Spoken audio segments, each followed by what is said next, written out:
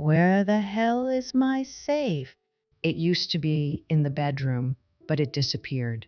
Gotta call the police? Wait a minute. My husband swiftly quieted my panic.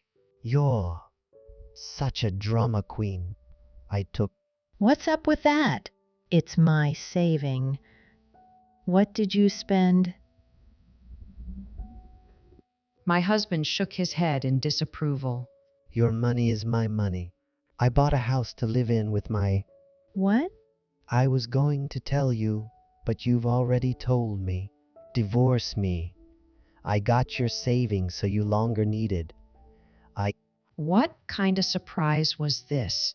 I was too astounded by his triumphant attitude that I couldn't protest.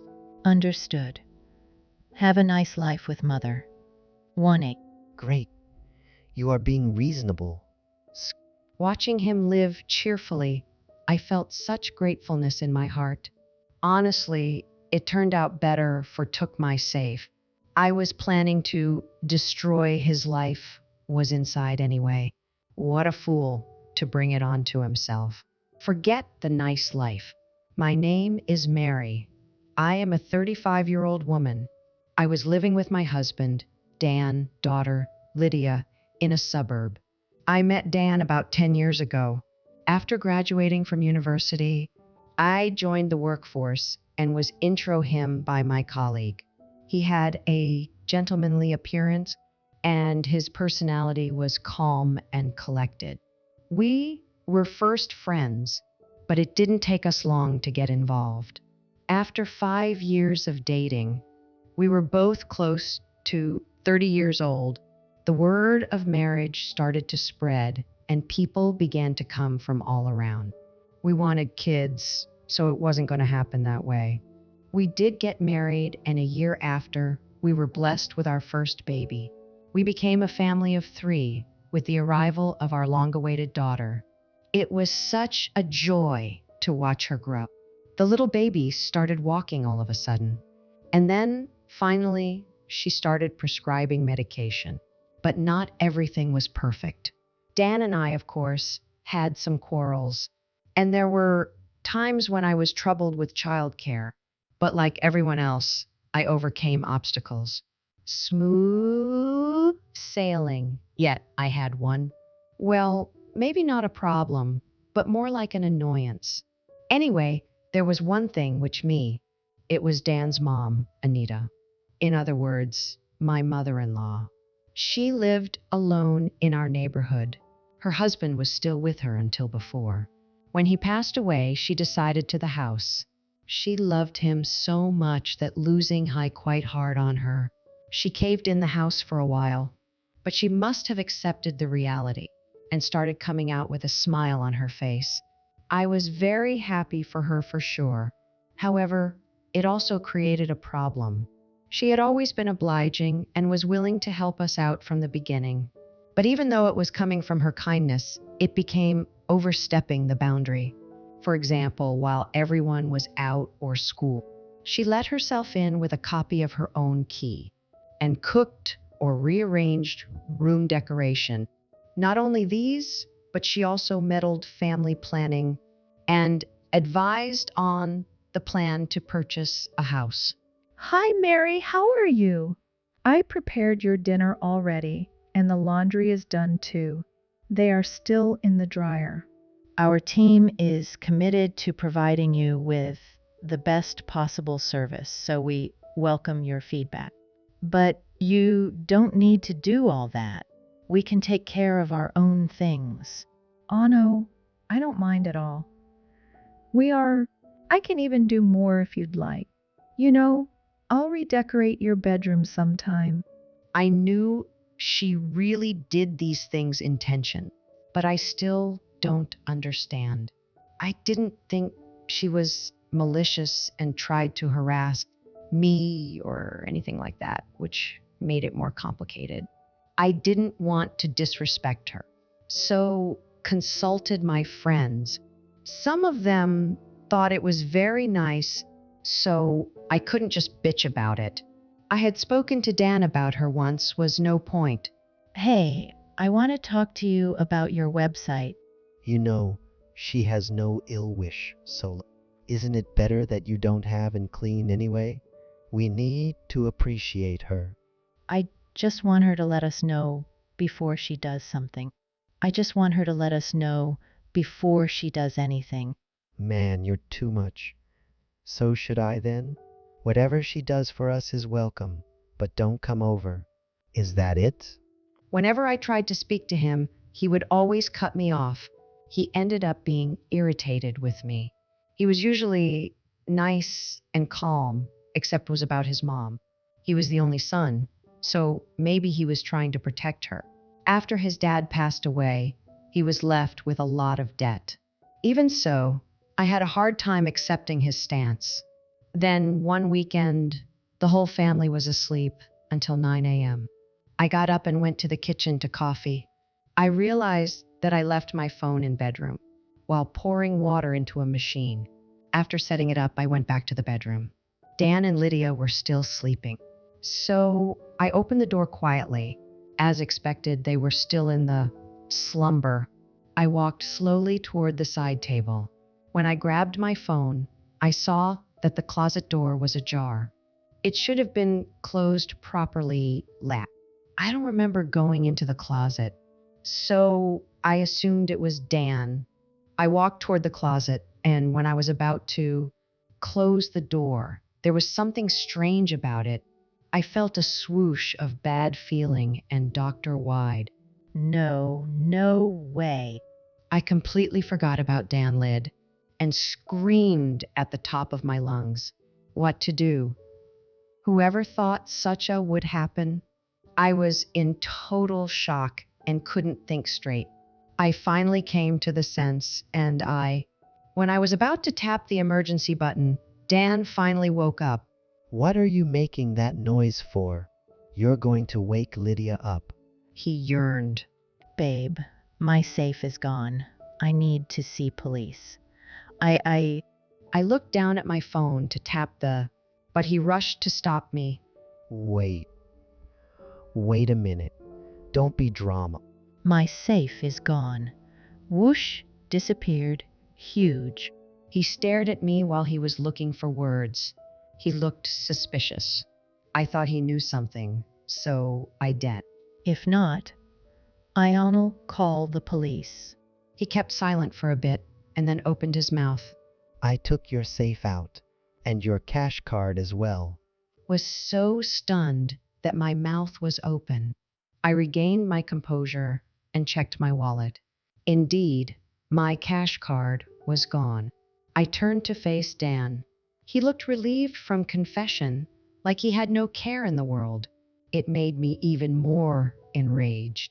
Why did you take it without my permission? It's my savings account. What do you buy with my 300,000? I actually bought a house. It's a bit further out in the countryside, but worth it if you want to get away from the hustle and bustle of the city. I found quite a good-sized house for... What the hell? What kind of work do you plan to do in the countryside? I have a job too, and Lydia will need to change her school. I raised my voice, scolding him, but careless at that point. He frowned at me for being offended, and then he dropped a bigger bomb. What do you mean? I bought the house for my mom and me, just the two of us. You've been unhappy with her. I'm not going to keep letting you disrespect me and just look away. Do you even know what you're talking about? I snapped at him. He told me to shut up and kept going rant. I don't need a penniless wife now. Take custody and just let me get an okay. That I couldn't protest anymore. Then Lydia, who had been startled by the sudden noise, woke up. I picked her up in my arms from He chose his mother over his precious daughter. If so, there was no point in arguing with him. I decided. Okay, let's get a divorce. Have a nice life with your mother, he said, grinning. Great. You are being fair. Wait here. I'll get the divorce paper. He went out of the bedroom and quickly returned with them, which he shoved in front of me. I saw that he signed already. You can submit them. I'm going back to Mom's. He started packing his things up. I stared at the side of his face for it was like looking at a complete S. There was no sign of Dan. I fell in. I'm hungry, Mommy. Lydia had no idea what was going on and spoke innocently. Let's have breakfast, sweetie. I walked out of the bedroom with Lai's arm. A few days after the incident, Lydia and I were spending time at home. I took a leap from work for a while. If I was to divorce, there were some legal matters within the company to be taken care of. So I had spoken to my boss about buy pieces of my circumstance. He told me to take the remaining paella and take it easy. I really appreciated his understanding.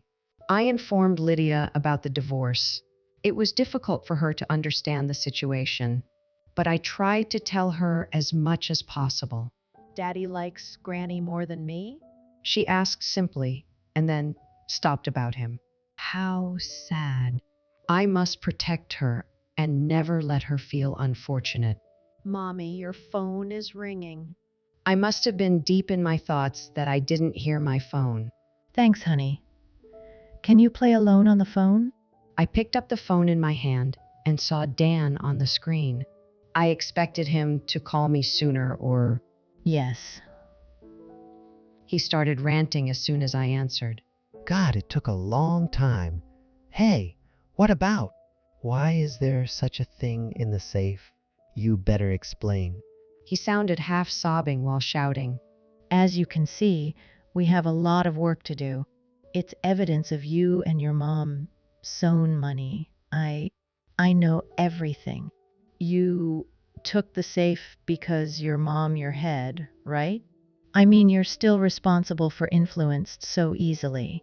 Anita was the one who came up with and sent Dan to do the heavy lifting on the house. I actually knew she was eyeing my S while one day when she let herself in she assumed I was out and didn't see the living room. I watched her going right into which made me wonder why. I followed and observed her quietly. She disappeared into the walk-in closet. It was a loud noise that woke me up, and then it left just as quickly. When I checked what she had done, I found the safe scratched with something. I remembered about it after Dan and I fight. But when did you record this? You weren't around when we were dissed. You really didn't know I was there? That S, why there's the recording. A day after he gave me the divorce, went to Anita's house. I couldn't do much about getting editing for spelling and grammar mistakes and having my money used, but I couldn't stand to let it go without saying anything to her. When I got to her house, an idea popped into my head. I was going to revenge on her. I, too, had a copy of her house key. So I decided to let myself in or out. It was nothing compared to but at least something. As soon as I got inside, I heard her talking. They were discussing the house in the countryside. I immediately turned on the recording phone without thinking.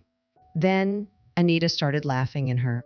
She was enjoying the conversation about how she managed to take my savings successfully. I finally realized it was all her due that point. I was outraged that I almost jumped, but I kept my cool and continued reading.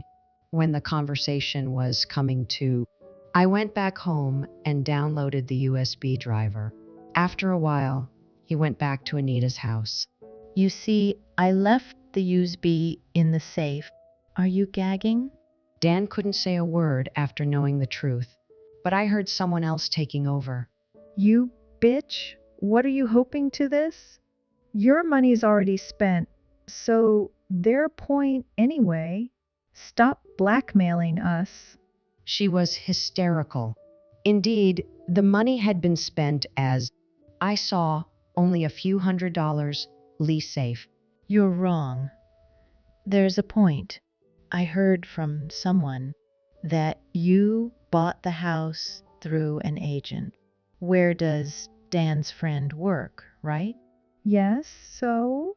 He's my friend as well. I knew him before Dan and introduced. What do you think he would do if this recording? Maybe he would return the money after canceling the purchase. If so, there will be a penalty of contract and cancellation charge. As far as the truth goes, the agent who sold the house was really my friend, but the rest was bullshit. But for Anita, the effect was remarkable, and her voice was trembling. No way! It's your fault for just taking the money. I spent it on behalf of you. What will you do for us if we can't get the new house? You better have a good solution. She screamed some incoherent threat. I don't quite get what you're saying. I have nothing to do with you now if you want. When I pushed her away, I heard her desperate scream and I finally felt a little better. After that, I contacted my friend at a state agency. He sympathized with me when I explained my situation and even returned my money. I had a little hope, but I didn't really expect it. He said it was for an old friend, but he also mentioned he couldn't stand cheaters. Either way, I was elated to get my back. The house Dan and Anita purchased was non-cancelable. My friend said, however long it takes to get them back. Thereby, they ended up working like pay the loan. Unfortunately for Dan, he had already moved to the countryside. There was no work that would pay as he used to earn. So he was forced to take multiple jobs. As for me, I used the money to buy a brand new apartment and moved in with Lydia and my parents. They offered to support me in the at a husband. I swore as I stroked Li's hair, which was sleeping with her head on my lap, that I would do whatever it takes to be an honest person. Unlike Dan, Anita gave her a life.